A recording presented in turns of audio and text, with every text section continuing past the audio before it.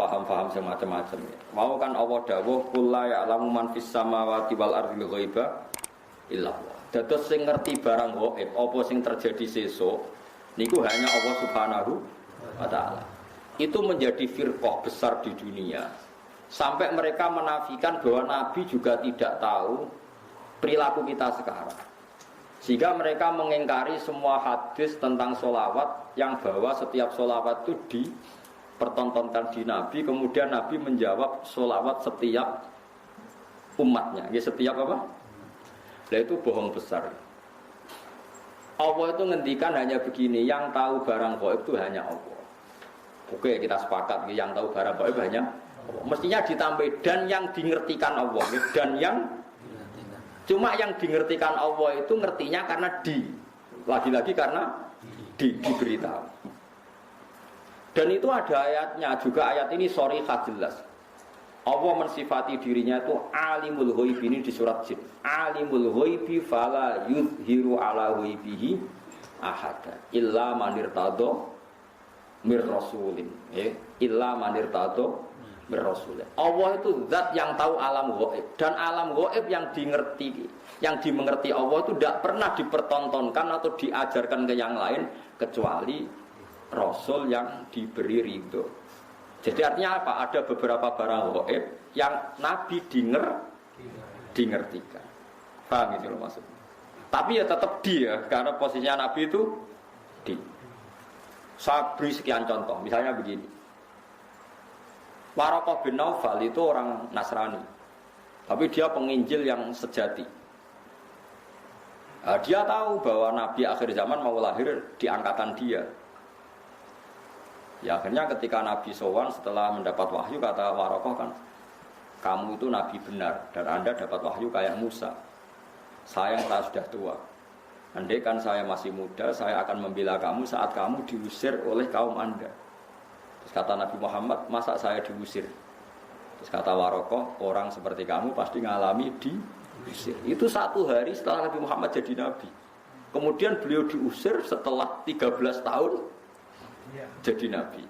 Gitu, misalnya jadi Nabi umur 40 tahun, diusirnya kan tahun 53. Nabi umur pinten?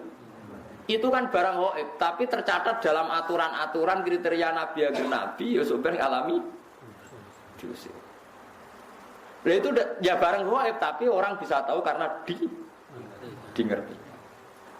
Sekarang di Masjid Biru, Masjid Khodro di Turki, itu ada di kubahnya, di menaranya itu ada tulisan Lataf tahunnal Konstantinia walatun fikunna kunuzaha fi sabilillah. Itu Imam Bukhari meriwayatkan itu tahun 200 Hijriah. Saya ulang lagi, 200 Hijriah. Dan itu hadis ditulis, dibaca ulama seluruh dunia.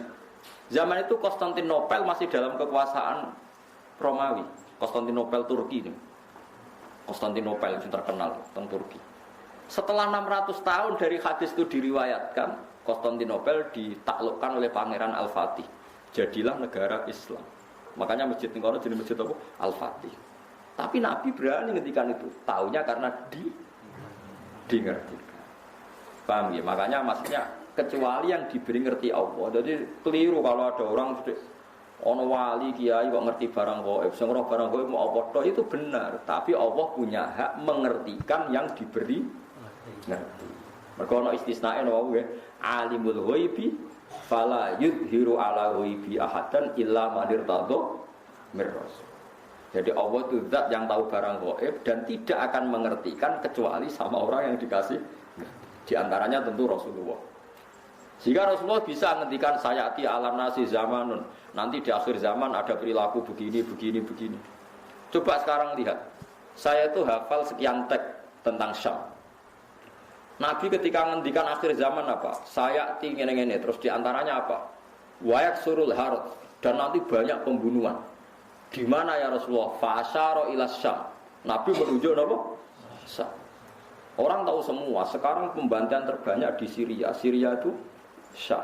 Israel, Palestina juga. Zaman itu Nabi ngintikan pertanyaan, wawal harus, kasratul harus. Di mana ya Rasulullah? Fa'asyara ila Syam. Itu diriwayatkan Imam Bukhari tahun berapa? Tahun 200 Hijriah. Sekarang kejadiannya sekian ratus tahun setelah Dawe Nabi. Itu ya barang gaib, Nabi perso. Yaitu makanya istilahnya yang tahu barang gaib siapa? Hanya Allah. Tapi kamu jangan berhenti di situ, hanya Allah dan yang dimengerti. Paham ya? Jadi sampean terus jangan menolak. Qur'ane jelas sing roh barang gaib apa tok. Nabi lah ra roh. Wah, itu bablasan sampean. Lah Nabi ra roh barang gaib ora roh swarga neraka ora ketok. Sesuai ke bantah Nabi pisan. Nah, surga itu gini-gini. Kok tahu ya Rasulullah? Kan barang gaib. Yang tahu kan hanya Allah. Ya gendeng bareng sebenarnya. Lalu pentingnya ngaji seperti itu. Ya, jadi illa manirtado bir rasul. Kecuali orang yang diberi ridha Allah, termasuk tidak hanya Rasul, itu tadi atau yang diberi ngerti Allah kayak tadi Waraqah bin Naufal, Salman Al-Farisi. Salman Al-Farisi itu orangnya terpelajar, dia orang Nasrani itu kan, putrane pendeta, pintere ra karuan. Umurnya 120 tahun. Dia itu ngaji ke pendeta beberapa kali. Setiap ngaji dia omongi, wis ora usah ngaji mbek aku, wis ngaji mbek sumbere wis sapa nabi akhir zaman. Sampai 4 pendeta, lala pendetanya bener. Titenane nak dekne nabi ku piye? Ya nabi ku ya lucu, alamatnya ku lucu. Di beliau itu layak balu sedekah tapi layak balu hadiah. Tidak nerima sedekah tapi nerima hadiah. Padahal barangnya sama. Sampai Salman Al-Farisi itu menjadi buruh di Madinah. Padahal dia orang Persia, orang Iran. Pas jadi buruh dapat upah, dibelikan sesuatu itu, datang ke Rasulullah. Zaman itu dia belum muslim. Ya Rasulullah, saya ini orang asing, ingin memberi sedekah sama engkau. Jawab Nabi, saya tidak nerima sedekah. Terus nyuruh sahabat, cung-cungi pangan, aku ora oleh mangan sedekah. Salman Al-Farisi bilang, hadhihi wahidah, ini satu alamat. Setelah seminggu dia kerja lagi dapat uang. Ya sama, uangnya sama. Orangnya ya sama, Salman Al-Farisi. Yang diberi ya sama, Nabi Muhammad. Ya Rasulullah, saya punya uang. Ingin saya kasih hadiah ke kamu. Nabi Nabi diterima. Iya, saya nerima hadiah. Diterima.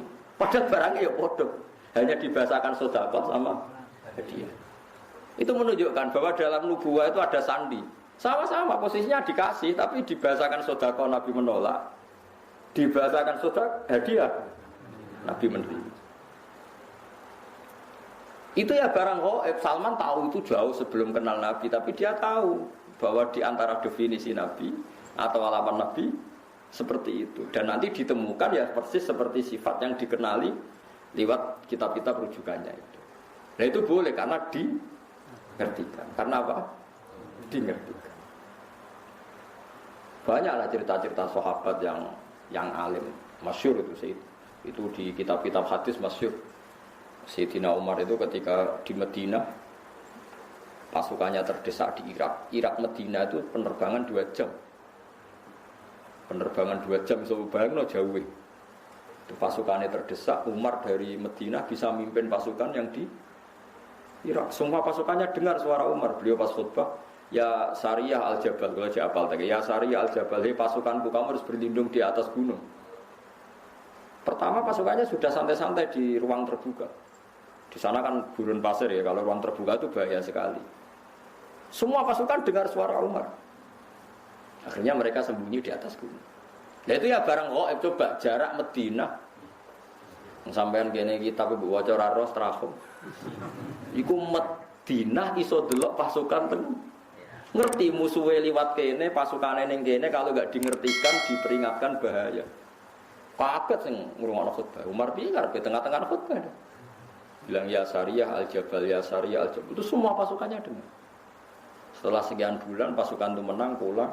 Mereka cerita semuanya mendengar suara Umar. Terus yang Jumatan ya cerita, kita juga janggal karena tahu-tahu Umar bilang ya Sariyah aja. Karena ya Umar bisa gitu tapi karena dingertikan, dikasih keramat seperti itu. Ya banyaklah cerita-cerita. Kalau Sayyidina Ali itu masyhur. Dia ada fitnah Siffin, ada fitnah macam-macam perang beda. Kalau ditanya, kamu tidak takut mati? Tidak, mati saya tidak seperti itu. Tapi kamu tidak takut mati, fitnah sudah di Siffin? Tidak, mati saya tidak seperti itu. Nanti yang kena itu kepala saya, sampai kena jum-jumah gini terus pas sholat subuh. Jadi enggak di situ mati. Tetapi mati itu sudah ngerti. Tidak mati saya tidak seperti itu. Tenang. Ketika beliau sudah saatnya ajal meninggal, mau sholat subuh, malamnya sudah bisa tidur. Semua sifat-sifat malam yang diceritakan Nabi, ya ini kayaknya malam ini. Beliau aja nih serasional, gak ngimami subuh, kita masalah. Mlebu metu. Tapi kok harus ngimami subuh karena ya seperti itu gitu. Ya sudah akhirnya beliau ngimami subuh terjadi pembunuhan. Utsman ya sama seperti itu, ketika beliau perang ya pede saja. Siap ditanya, enggak, mati saya ada seperti itu. Karena sudah diceritani Nabi, nanti kamu matinya seperti ini. Terus ketika beliau dikepung mau mati lah ini ajal